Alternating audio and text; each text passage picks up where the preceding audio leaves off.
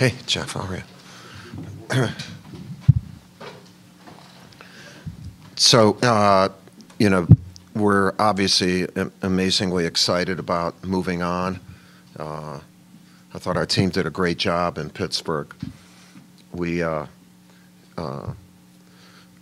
thought we played really well and handled what sometimes is, for a young group, could be a very pressure situation. I thought they were pretty much at ease, and it showed in how we played.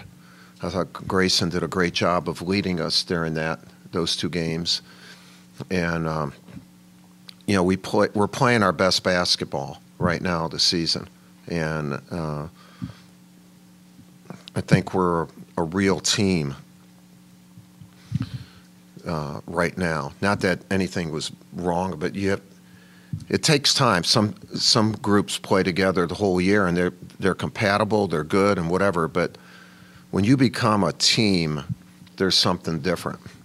And in business, family, or whatever, you feel it and you know it. And I think our guys they feel it that way.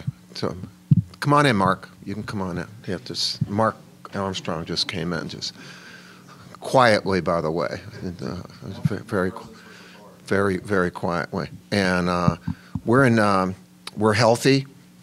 We'll get practice in about an hour. Leave tomorrow afternoon, and hopefully we adjust our practice the way it should be, so that we don't have a lot of contact in our preparation. Because obviously the worst thing that can happen is somebody getting injured before you even play a game. So, any questions that you all might have? Coaches, what is it about the team? You said early on, even after the Elon game, that you weren't sure how this would look.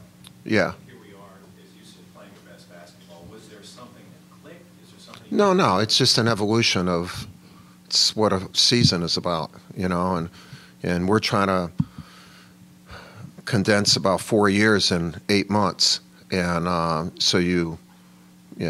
don't know how it's going to turn out. You just kind of live it, and the schedule that you have. Our conference is so good; it puts you in positions where you can look really good and you can look really bad, and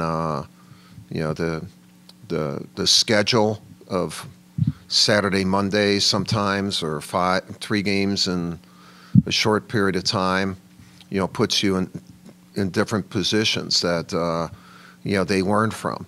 And they have been a group that has tried to do what we ask them to do. We've never had a problem with that. But it's just a matter of getting to know one another, keep getting to know one another, and so they're in a good place. They've really done a good job, and we hope to keep we just hope to keep it going.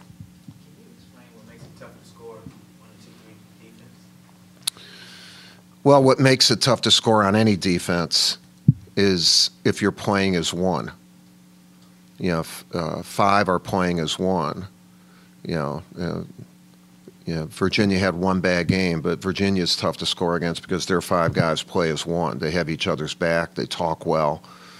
In our zone, we communicate better, and if you communicate, you have a better chance of playing as one. And in real time, like as it's going on, you can help one another and cover up for one another. And we've gotten better in the zone. We've played really good defense, but it's because we're playing as one. And then when we rebound a missed shot, then it's even better. And that's where our perimeter at Pittsburgh, they did that. In the ACC tournament, we didn't do that. And but playing is one. Playing is one. In that vein, I know you talked about not necessarily always watching film, but you played this team a month ago, and the offense, they forced you guys into some ugly offense. Are there things you Both. It was an ugly game. Yeah, it was 104 points were in the game. Yeah. Are there things you can go back, at least offensively, and say, there are a lot of things you can point out and say, maybe we can do this better? Yeah, you got to be careful not to point out too much things that happened a month ago. because they've changed and we've changed. You know, they're better and so are we. We're better in our zone than we were that day, and you know they were good that day in their zone too, but their offense wasn't that good. The two things for them where they've really gotten better is Dolachek is become a force. You know, he double-figure scorer. He in the last 3 weeks he was a good player, but he's a very good player right now. And Brissett has been their best player the last few games. He's averaging 18 and 10.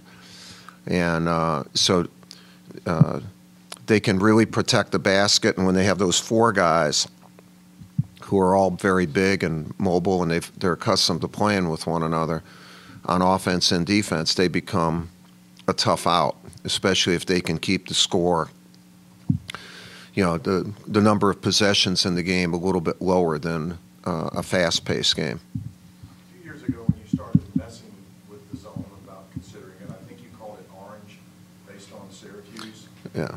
Right? Do you still call it orange? No. Was it a Pink. conversation? Pink, yeah. Was it a conversation you had with Coach Boeheim, or was it just something that you just... Well, you know, a lot from learning about the zone comes from Jim and Mike Hopkins.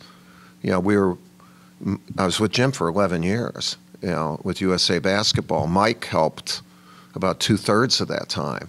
And, you know, Mike's done a great job at Washington. And then Jeff Capel, you know, Jeff was with me.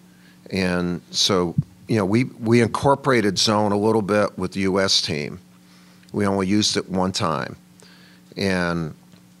But we talked about it a lot, not just the, you know, why you use it, but how you use it, drills, but also a mentality that you have to have in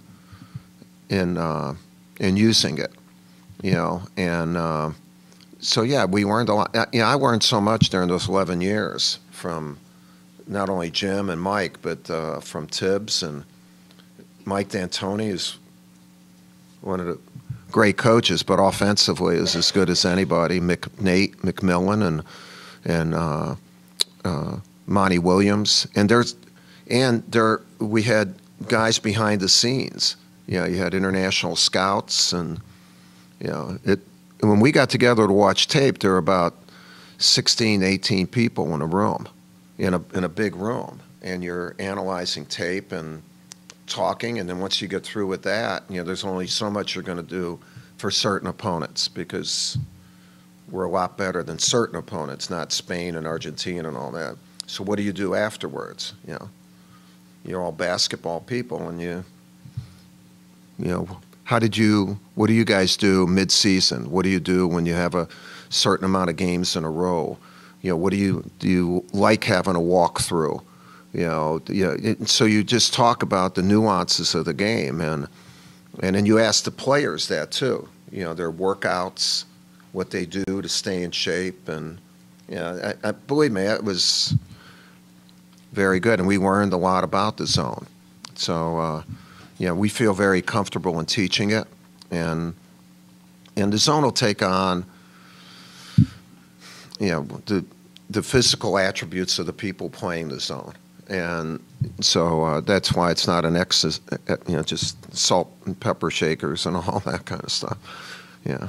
Did Jim ever tell you how he came around to deciding that was the way to play defense?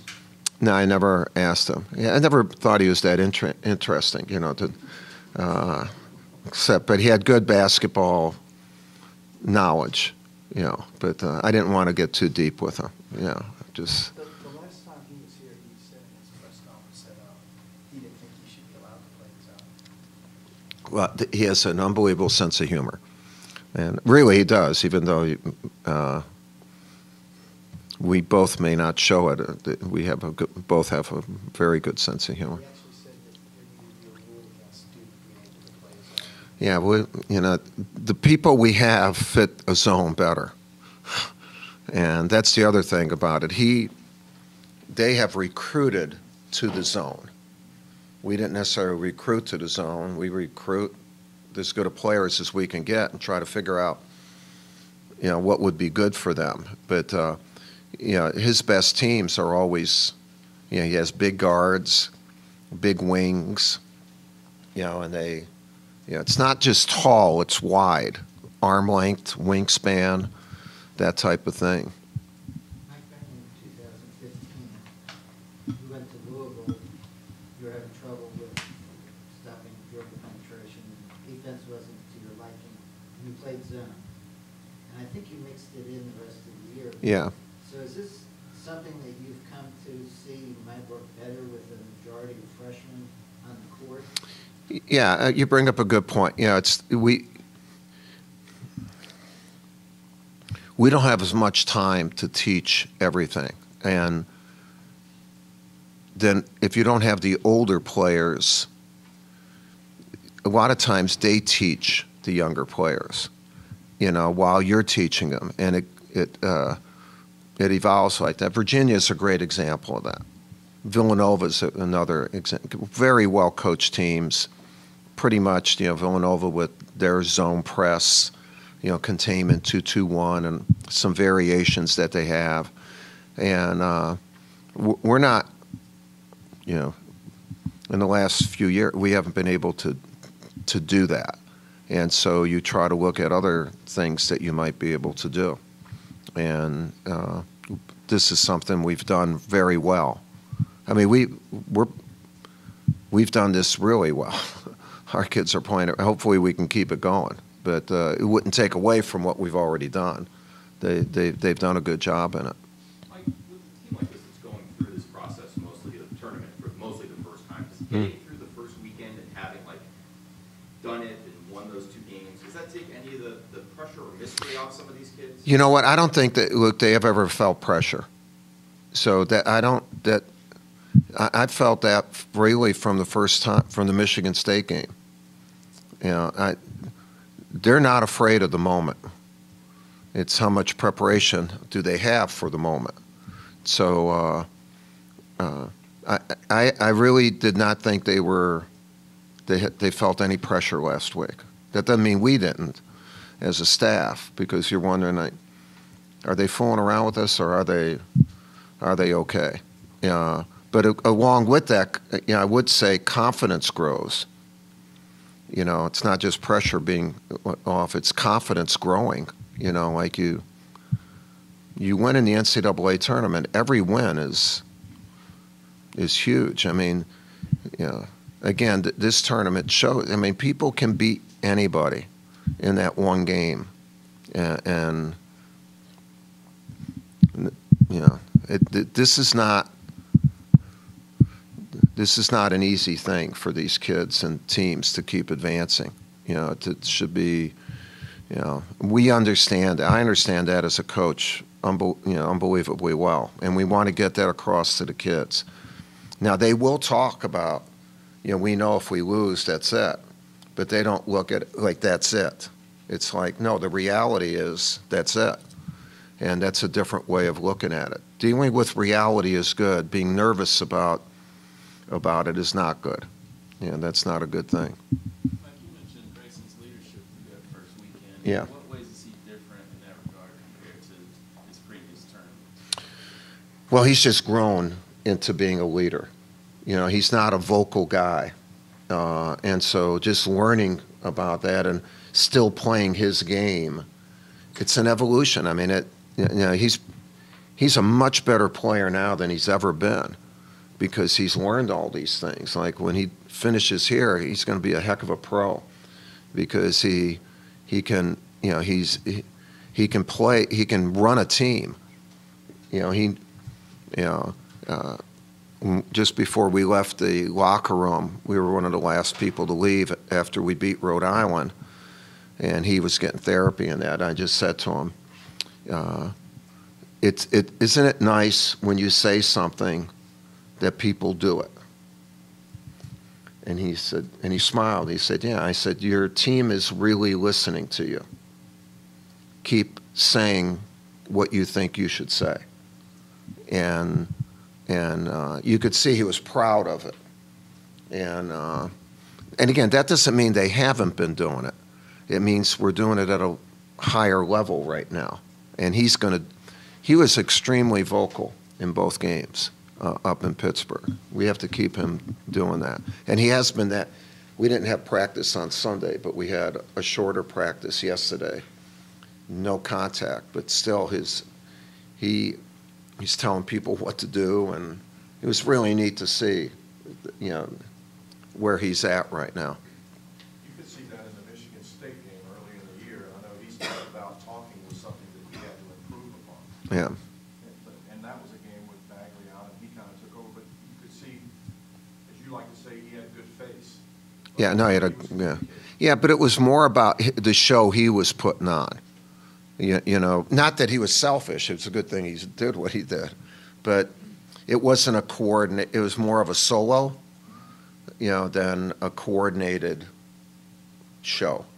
And right now we've been more of we're a coordinated show, and we had 5 guys in double figures against Rhode Island.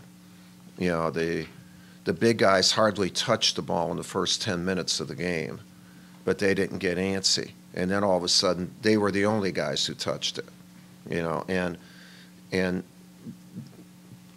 that just takes time to develop. But Pittsburgh was very good for us. Changing the subject a bit, I've read a couple columns this week, covering you, John Fonseca, David Teal, and I've heard an interview with you this week where they all ask you about Tony Bennett and UVA, and you speak approvingly and affirm, what you think of him as a coach. And I've heard other coaches quoted in that same aspect. Do you remember when you were going through trying to make breakthroughs, and some people may have been doubting you, specifically other coaches that stood up?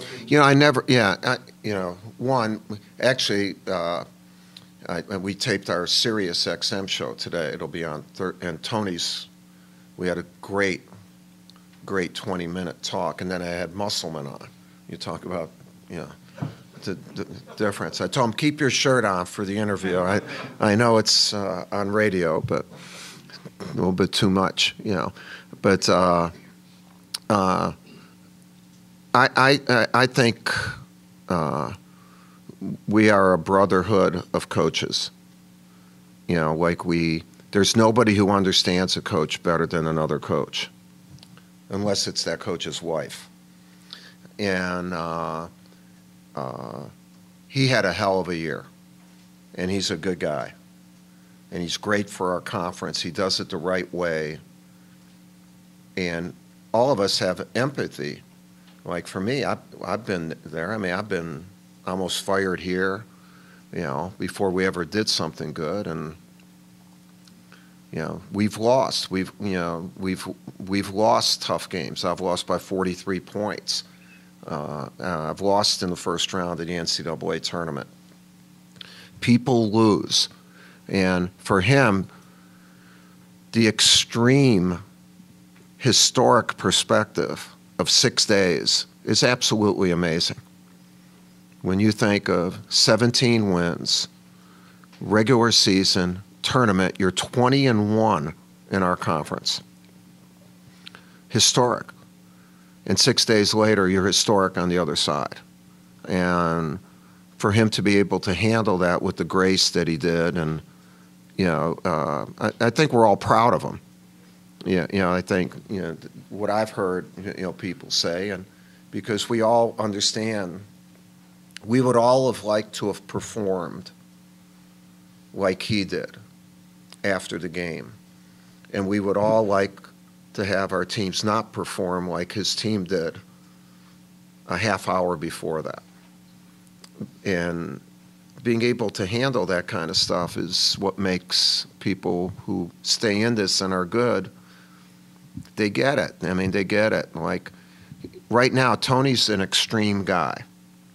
People are going to expect him to win all the time. And he's not. No one is. And so when you lose, it's going to be, and you got to keep it in perspective. And he did. He was such an example for coaches at every level. And really, if you get a chance, you should listen to our show. Again, I don't get any more if more people listen. So I'm not hawking anything here or anything like that. But it's a human 20 minutes. It's really very good. He was terrific. Yeah, just terrific. Mike, when Virginia lost, did you think at all about Lafayette dribbling? Yeah. While the game was going on, and I said they better get Johnny Dawkins to suit up right now, because, we had just won our first regular season here on Senior Day, and then we played a hellacious game against Georgia Tech and Mark Price and those kids on Sunday afternoon, and now we're playing Thursday afternoon, and I mean we could have been the first team that lost, but Johnny said no, thank goodness for him, and no, I did think of that. There's no question about that, and then what's interesting because we're in Pittsburgh and so the games are on and they're saying, like everyone else, how could this be happening? And then you say, it is happening. And you know what? It's going to happen. And so right away, I look at people. I look at Tony, how he handles. I look at their bench, their seniors crying. I look at how happy Odom and his kids are. And then Mickey and I, my wife and I spoke about it, like, because we've been there. And then she brought up, the next morning, she brought up an amazing point that, I'm not going to think about. And she woke up and, we're getting ready we're going to play. And she said, I woke up today thinking about Tony Bennett's wife. What does she say to him this morning? Like you don't think of the family, the wife, the kids, and because he's taking care of everyone else. Like what happens to that? And it was actually we talked about it on a show. What happened with that? And I love that because it whether you believe it or not, we're human beings too, and he was again a lot of respect for him, a lot. Anything else for Brotherhood Coach? of Coaches, I'm sorry. the Brotherhood of Coaches, is Boeheim one of your better friends in the coaching circle? And I know this goes way beyond before you guys. Yeah, he's my best friend in it because of the 11 years we shared. And, when we were kind of growing up together at Michael Jordan's fantasy camp and all that kind of stuff, Nike trips, me, Jim, PJ, and Mike Fratello were kind of like a little rat pack there. And we're still very, very close friends. And so that's been good. The guys who got in when we got in, like we make a lot of money now, but we didn't get in for money. And then whatever, the basketball gods been the money gods, the financial gods, or whatever, have been really good to us. But, we'd still be coaching. Don't tell my AD that. Don't you like when some like announcer has a game and says, this is a great game and we're getting paid for it? And I always want to ask, do you think you'd be here if you weren't getting paid for it? Don't throw out all that crap. Don't do that. Anything else? Coach, Devontae Graham is going to be playing, obviously, hindsight's 20/20. Yeah, I'm not thinking of him. I'm just thinking of Syracuse. So I'm just going to answer. He's great. He might be player of the year and whatever. There are a lot of kids who may not be as good as someone else when they're 18, but who are a hell of a lot better when they're 22. Just like writers, cameramen, coaches, and whatever.